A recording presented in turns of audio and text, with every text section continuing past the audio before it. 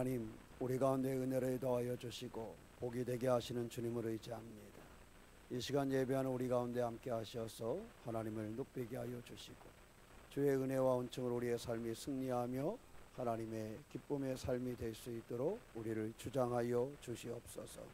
도우시는 은혜가 이 시간 함께 하여서 하나님의 기쁨을 나타나게 하여 주시고 우리가 주의 말씀과 이끄신 가운데 거하는 시간 되게 하여 주시옵소서. 주께서 우리 가운데 계심을 믿사오며 우리 주 예수님의 이름으로 기도하옵나이다. 아멘. 세계적인 부호인 워런 버핏이 한 주주의 물음에 이렇게 답을 하는 그 내용이 있는데 이러한 일이 있었대요. 당신은 우리나라에서 최고의 부자가 되었는데 그러면 앞으로의 목표는 무엇을 가지고 있습니까? 이렇게 물었더니 워런 버핏이 대답하기를 우리나라에서 제일 나이 많은 사람이 되는 것입니다. 이렇게 말했대요. 그 얘기는 무슨 뜻이에요? 내가 돈은 이제 어떻게 했으니까 제일이 됐으니까 좀 사는 것도 어떻게 하고 싶다? 오래 살고 싶다. 좀 그래서 내가 여러 가지를 다 갖고 싶은 그러한 욕심을 이야기한 거죠. 사람이 욕심을 내려놓고 살기는 쉽지 않은 것 같습니다. 타이타닉호가 침몰을 했는데 요즘 새로 나온 그 호화 그런 무슨 배라 그러지?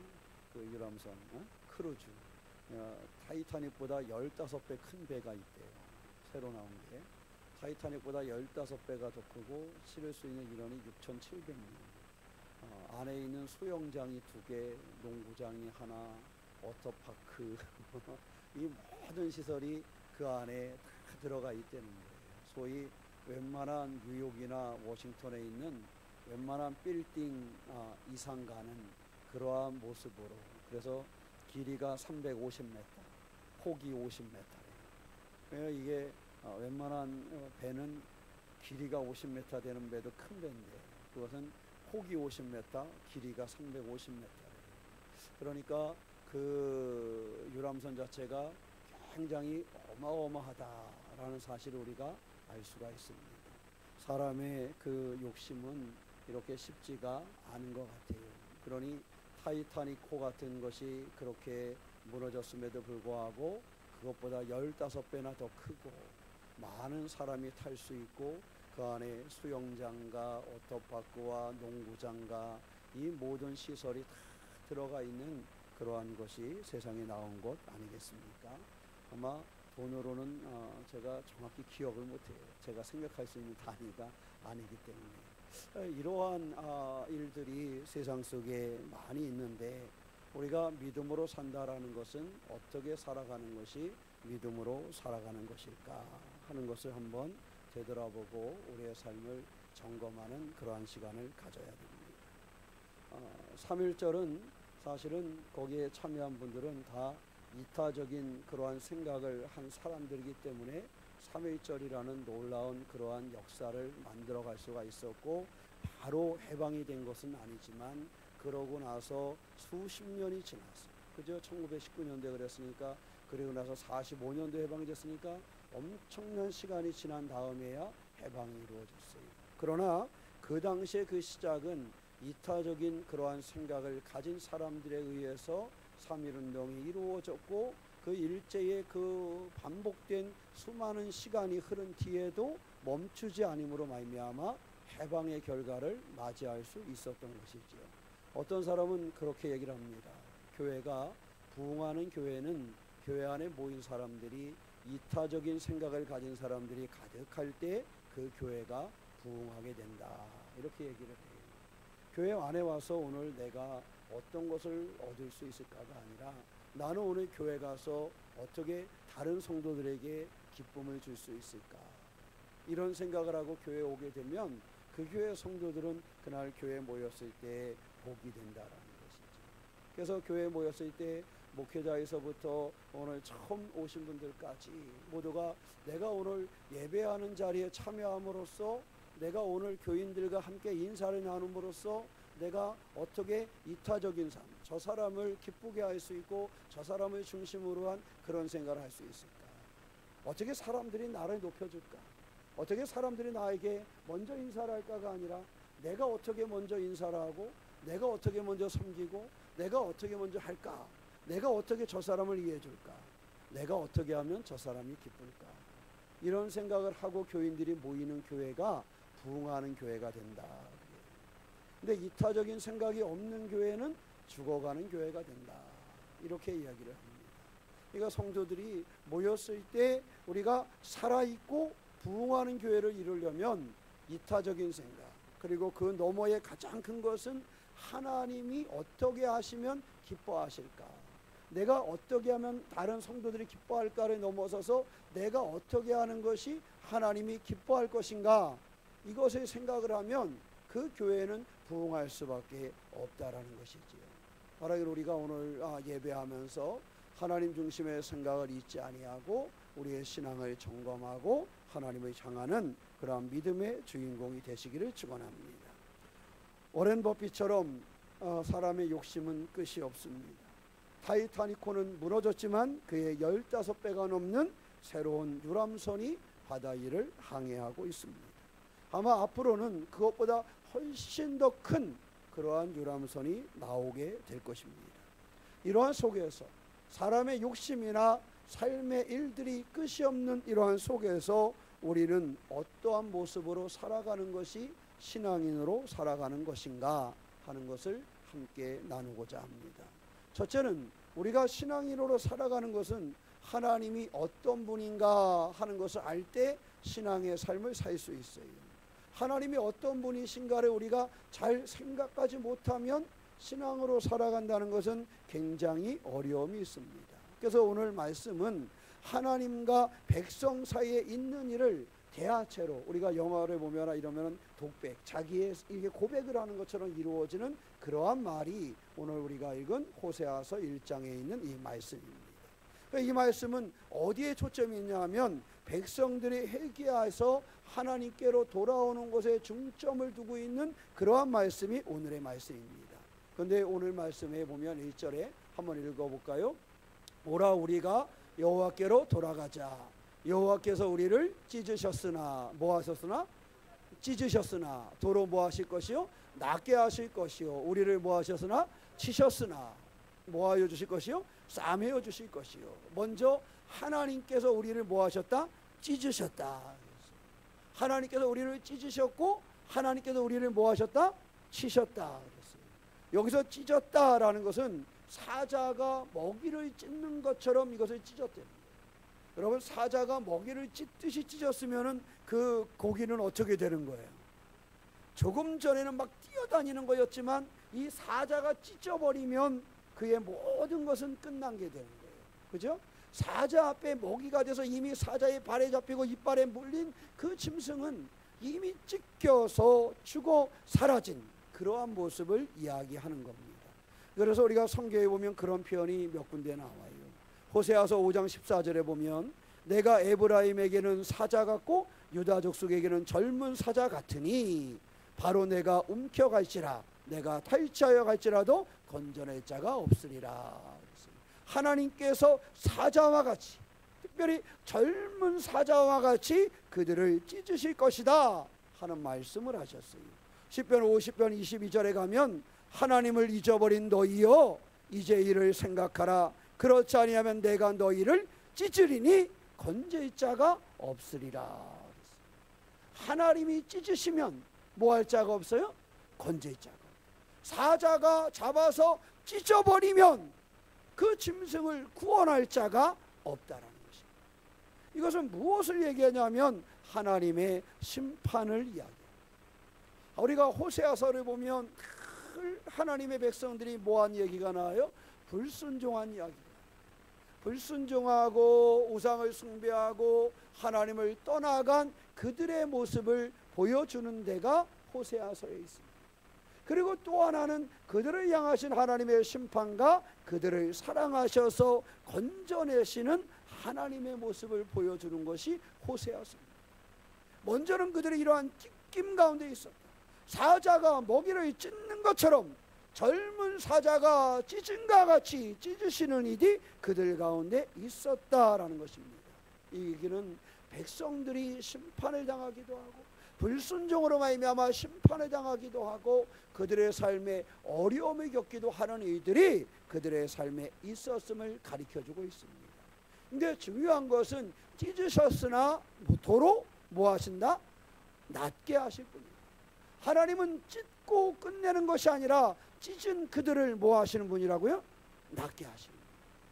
어느 누구도 그들을 건져낼 수 있고 그들을 곤쳐낼 수 있고 이럴 수 있는 능력이 없는데 하나님은 그들을 찢으셨지만 그들을 뭐 하신다? 낫게 하신다. 하나님은 그들의 불순종 때문에 그들에게 해초리를 드셨지만 그 해초리로 말미암아 그들을 죽이는 것이 아니라 그들을 다시 뭐 하신다? 낫게 하신다라는 겁니다. 그들을 찢으셨지만 치셨지만 다시 그들을 뭐 하신다? 싸매어 주신다라는 것입니다. 이것은 낫게 하실 것이고 싸매어 주신다라는 것은 무엇을 얘기합니까? 오늘 읽지 않았지만 호세아서 5장 14절에 보면 우리가 그 말씀을 볼 수가 있어요. 하나님의 그 예언이 성취되어져서 그들이 이미 심판 가운데 있었는데 그들이 회개하고 돌아올 때에 하나님께서 그들을 고치시고 그들을 치료하시고 회복시켜 주신다라는 하나님의 주권과 하나님의 섭리를 보여주고 있는 것입니다. 신명기 32장 39절에 보면 이제는 나 곧 내가 그인 줄 알라. 나 외에는 신이 없도다. 나는 죽이기도 하며 살리기도 하며 상하게도 하며 낫게도 하나니 내 손에서 능히 빼앗을 자가 없도다. 우리 믿음의 사람들이 분명히 알 것은 하나님은 죽이기도 하시고 살리기도 하시고 상하게도 하시고 낫게도 하시는 분이 바로 하나님이심을 기억하는 겁니다. 우리의 삶의 모든 것의 주관자가 하나님이심을 잃어버리지 않는 것입니다. 우리가 왜 기도하지 않게 됩니까? 하나님의 주권자요 주관자 되심을 잃어버리면 그 사람은 알아도 기도하지 않습니다. 왜? 하나님이 주권자라는 사실을 잃어버렸기 때문에 하지 않아요. 국회의원들이 왜 선거철에는 국민들 앞에 나와서 쭉 인사도 잘하지만 선거 끝나면 인사를 안 하는지 아세요? 선거가 딱 끝나면 잃어버려요. 저 사람이 표를 가지고 있다라는 사실을. 그때가 딱 되면 일단 선거에서 딱 자기가 이기고 나서 보면 그때부터는 자기가 위에 있는 사람이라는 생각을 하는 거예요. 그러다가 지금처럼 공천할 때가 딱 되면 누가 내 위에 있는 사람이 돼요? 당대표가 내 위에 있는 사람이 되는 거예요. 그래서 이 공천할 때는 당대표 앞에 살살 기는 거예요. 안 뽑아주면 욕하지만 뽑아줄 때까지는 살살 기는 거예요. 그래 공천을 딱 받고 난 다음에는 이제 보니까 누가 주인이야? 국민이 주인이야. 그러니까 이제 그때부터는 거리에 나와서 넙죽넙죽 인사하고 다니는 거야. 왜? 국민이 주인인 걸 알았기 때문에. 근데 선거에 당선이 딱 되는 순간에 또 뭐 한다고요? 내가 주인인 줄 알아. 그때는 다시 잃어버리는 거예요. 어찌 보면 이것이 정치하는 사람들의 일인 것 같지만 우리 신앙생활하는 사람들의 모습도 한번 봐야 돼요. 하나님이 우리의 주권자라는 사실을 우리가 잃어버리지 않았을 때는 그 사람은 하나님 앞에 예배하고 하나님 앞에 기도하고 어떠한 삶에 어려움이 없거나 기쁨이 있거나 하나님을 향하여 달려가고 기도하고 하나님을 붙잡습니다. 그런데 하나님이 나의 주권자 되신다는 사실을 잃어버리면 예배도 잃어버리고 기도도 잃어버리고 찬양도 잃어버리고 다 잃어버려요. 힘들다고 잃어버리고 기쁘다고 잃어버리고 행복하다고 잃어버리고 일이 많다고 잃어버리고 다 잃어버리고 살아가는 것입니다. 그런데 하나님이 주권자 되심을 잃어버리지 않는 사람, 하나님은 나를 죽이시기도 하고 나를 살리시기도 하고 나를 상하게도 하고 나를 낫게도 하시는 하나님이심을 잃어버리지 않는 사람은 그의 삶이 바빠도 한가해도 아파도 피곤해도 행복해도 즐거워도 하나님을 바라보고 예배하고 기도하는 것을 놓치지 않는 것입니다. 그러므로 중요한 것은 하나님이 누구시냐? 하나님이 바로 나를 죽이기도 할 수 있고 살리기도 할 수 있고 상하게도 낫게도 할 수 있는 그러한 손이 하나님의 손인데 그분이 바로 나의 하나님이라는 사실을 기억하고 잃어버리지 않는 믿음의 주인공이 되시기를 축원합니다. 하나님은 이스라엘 백성에게 젊은 사자와 같이 그들을 찢기시는 분이시기도 하고 그들을 낫게 하고 그들을 싸매주시기도 하시는 분이 하나님이십니다. 우리에게 하나님은 때때로 우리의 삶에 해처리를 주시기도 하고 때때로 우리를 찢으시기도 하는 하나님이시만 우리를 찢으실 때 나보다 하나님이 더 아파한다는 사실을 기억하시기를 축원합니다. 여러분, 자식을 야단할 때 철이 들지 않은 자식은 아버지가 어머니가 아프다는 사실을 몰라요. 매를 맞고 있는 나만 아픈 것 같아. 그래서 어린아이가 야단을 맞을 때는요, 매를 맞으면 막 감정도 폭발하고 화도 나요. 근데 철이 들고 나면 아버지가 해초리를 들면 눈물이 나는 거예요. 철이 들지 않은 어린아이는 아버지가 야단을 하면 왜 아버지 나한테 그러시는 거예요? 화를 내고 뛰쳐나가. 근데 철이 들고 나면 나를 야단하시는 아버지 어머니의 그 모습이 약해진 것 때문에 화를 막 내는 걸 보면서도 눈물이 나는 거예요. 하나님이 이스라엘 백성을 찢으실 때는요, 거기에 하나님의 사랑이 있고 하나님의 눈물이 있다는 사실을 아셔야 돼요.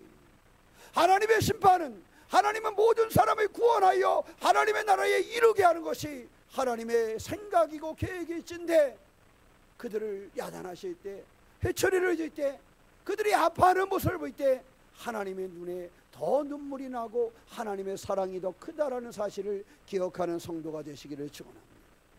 하나님은 어떤 분이시냐?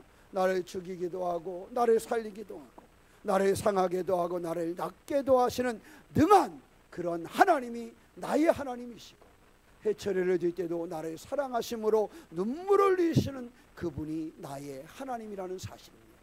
사랑하는 성도 여러분, 이 하나님, 내가 믿는 하나님이 어떠한 분이신가를 분명히 알고 그 하나님의 손을 의지하는 믿음의 삶을 살아가시기를 축원합니다.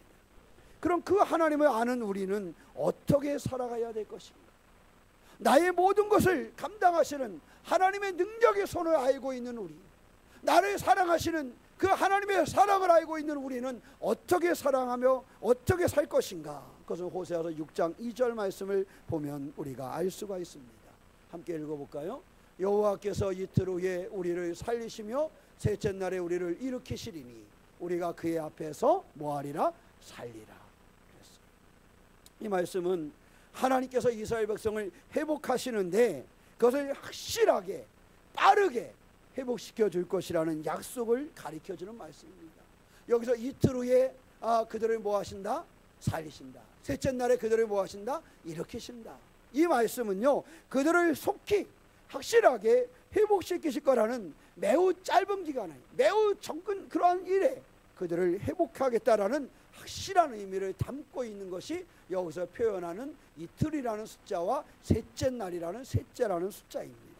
이것을 해석하기는 여러 가지 방법으로 해석을 해요. 어떤 사람들은 애굽이나 바벨론이 이스라엘을 공격한 것이 이틀을 표현한 것이다, 이렇게 보는 사람도 있고, 어떤 사람은 3일을 표현한 것은 로마가 유대를 점령해서 이스라엘을 빼앗은 것을 표현할 때 셋째 날이라고 표현이 된다. 그것은 역사를 살피면서 이 예언을 이렇게 본게 된 것이지요. 그렇게 보는 사람도 있고, 어떤 사람들은 이 말씀을 보면서 예수께서 돌아가시고 부활하시는 그 사건을 의미하는 것이다, 이렇게 해석을 하기도 합니다.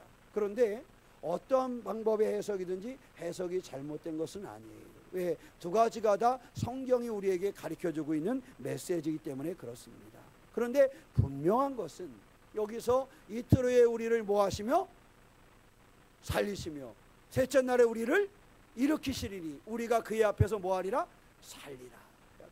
중요한 것은 하나님이 이스라엘 백성들을 빨리 회복시켜 주실 것인데 그 앞에서 우리가 살게 될 것이다 라는 것이에요. 이스라엘 백성들이 포로로 잡혀가고 다 무너진 삶을 살았잖아요. 힘들고 어려운 그런 삶의 여정에 있었잖아요. 그러한 사람들을 향하여 주님 말씀하시는 것은 이 정치적으로나 영적으로나 도덕적으로나 모든 면에 있어서 너희를 속히 뭐 할 것이다? 회복시킬 것이다.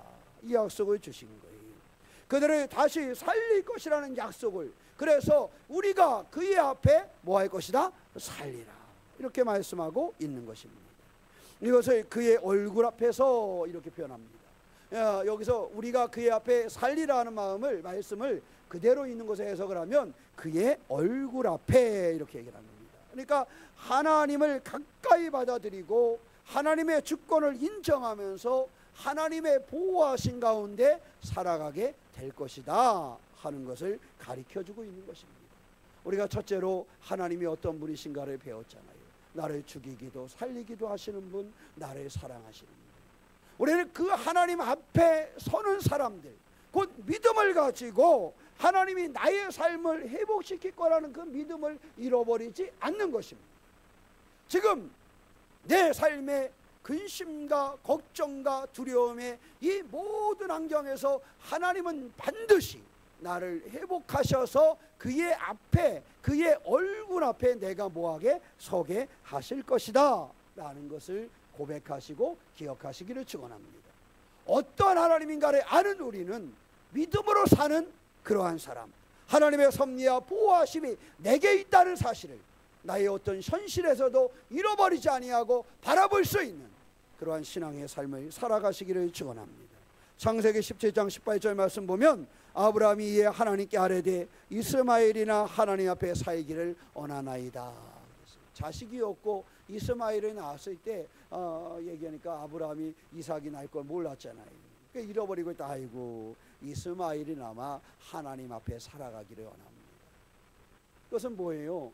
이 이스마엘이라도 하나님의 주권과 하나님의 섭리와 하나님의 보호하신 가운데 살기를 원합니다 라는 고백을 한 거예요. 사랑하는 성도 여러분, 호세아서 4장 6절은 이렇게 얘기합니다. 내 백성이 지식이 없음으로 망한다. 하나님이 나를 사랑해 주신다는 거, 하나님이 나의 삶을 회복시키고 나를 주관하셔서 나를 반드시 살릴 거라는 이 말씀의 약속, 이 말씀의 지식을 잃어버리지 않으시기를 축원합니다. 이 지식을 잃어버리면 그 지식이 없음으로 망하는 거예요. 엘리 제사장의 그 시대에 말씀이 시기하여짐으로 망하게 되는 거예요. 말씀이 없음으로, 약속의 말씀을 잊어버림으로 망하게 되는 거예요. 다른 것 때문이 아닙니다. 호세아는 우리에게 그것을 경고합니다.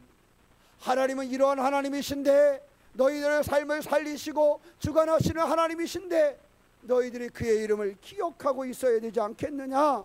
너희들이 그의 얼굴 앞에 사는 삶을 살아야 하지 않겠느냐? 우리 가운데 말씀하고 있는 것입니다.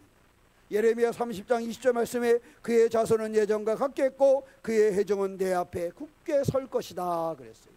하나님은 우리가 하나님 앞에서 살기를 원하십니다. 하나님의 주권과 하나님의 능력의 손 가운데 살아가기를 원하십니다. 혹시 마음에 근심이 오고 삶의 어려움을 만나고 내가 넘어야 될 강과 산을 만났다 할지라도 여기에 나를 향하실 하나님의 사랑과 주권이 있음을 반드시 인정하고 믿음으로 사는 성도가 되시기를 축원합니다. 그럼 믿음으로 살아가는 우리는 어떻게 해야 될까?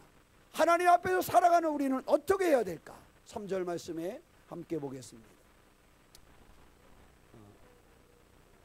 여호와를 알자. 심서 여호와를 알자. 그의 나타나심은 새벽빛같이 어김없나니 비와 같이 땅을 적시는 늦은 비와 같이 우리에게 임하시리라 하니라. 아멘.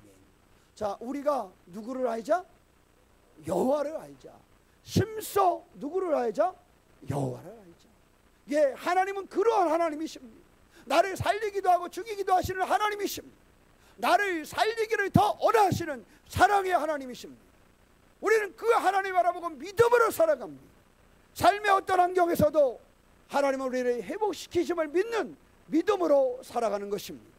그 믿음으로 살아가는 우리들은 점점 여호와를 알아가는 그러한 성도가 되어야 되는 것입니다. 여호와를 안다라는 것은, 여기서 여호와를 안다라는 것은 배교했던 사람들이 여호와께로 다시 돌아온다라는 것을 얘기합니다.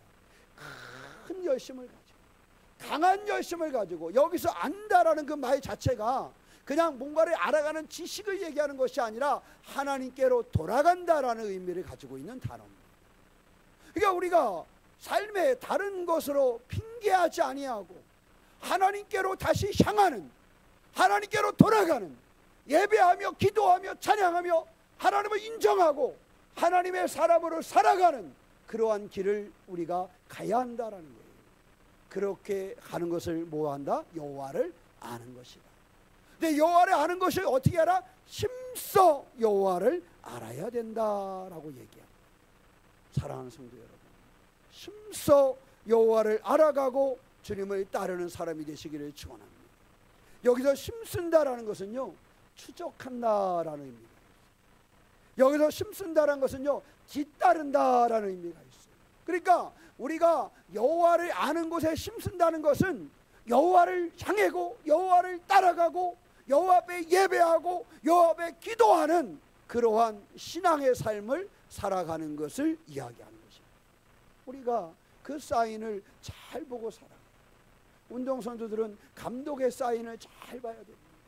감독의 사인을 놓치는 순간 그 선수는 실패할 수 있어요. 감독의 눈은 그 선수들 가운데 있어요. 그리고 그 감독의 모습 하나가 그들 가운데는 엄청난 메시지가 되는 것입니다. 그래서 감독은 행동을 할 때 모든 것이 메시지가 되기 때문에 손끝 하나 움직이는 것도 잘해야 돼요. 손이 일로 가야 되는데 코가 가렵다고 이렇게 긁었다가는 엉뚱한 결과를 나올 수도 있어요. 왜? 그 사인을 잘못 이해한 그 선수가 잘못하게 된 문제가 생깁니다.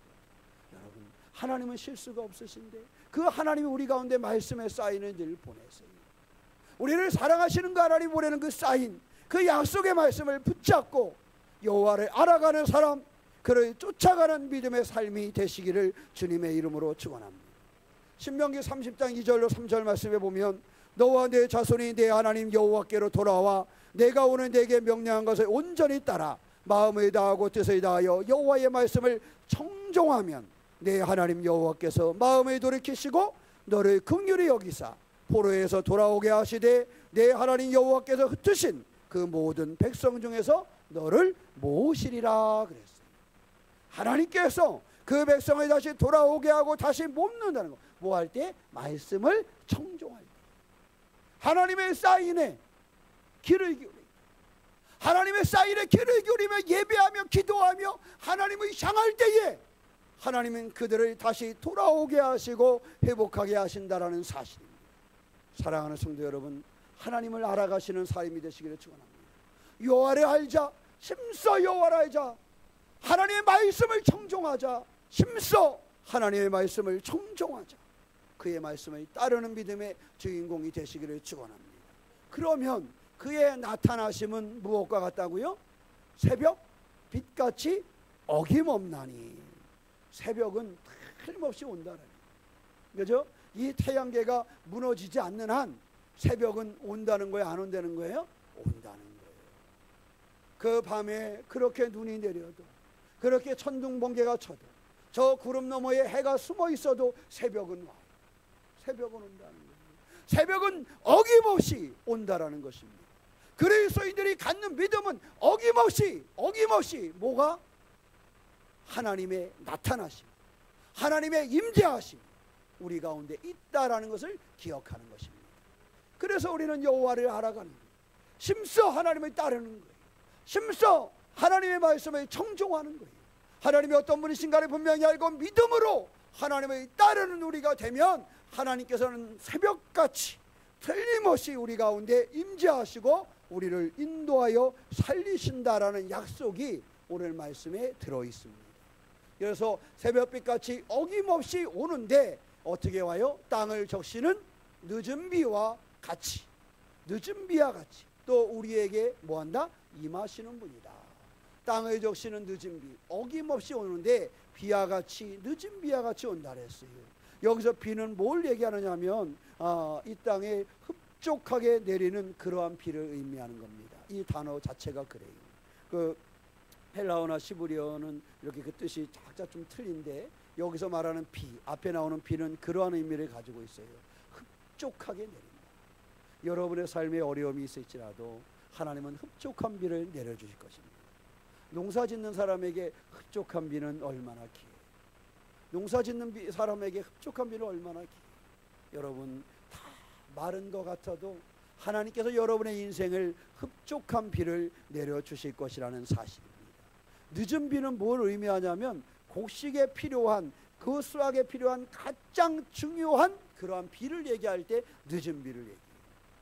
우리가 때때로 비를 보면 농사 짓는 사람은 요때 꼭 필요한 비가 있어, 그죠? 사람이 답답한 것은 꼭 필요한 때에 비가 오지 않으면 답답한 거잖아, 그죠? 근데 꼭 필요할 때 비가 오면 나가서 막 비 맞아, 막 좋아해, 그죠? 옛날 농사 짓는 분들 그랬잖아요. 정말 꼭 필요한 때에 비가 오면 비 맞는 거를 좋아해. 다 젖어도 괜찮아. 나가서 비를 맞으면서 춤을 춰. 농악을 불리고 막 그랬다. 왜? 꼭 필요한 비를 주시기 때문에.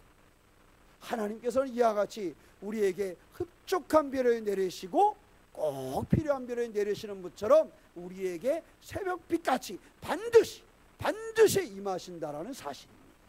반드시 임하시는 그 하나님, 나의 필요를 반드시 채우시는 그 하나님을 바라보고 믿음으로 살아가는 그러한 귀한 성도가 되시기를 축원합니다.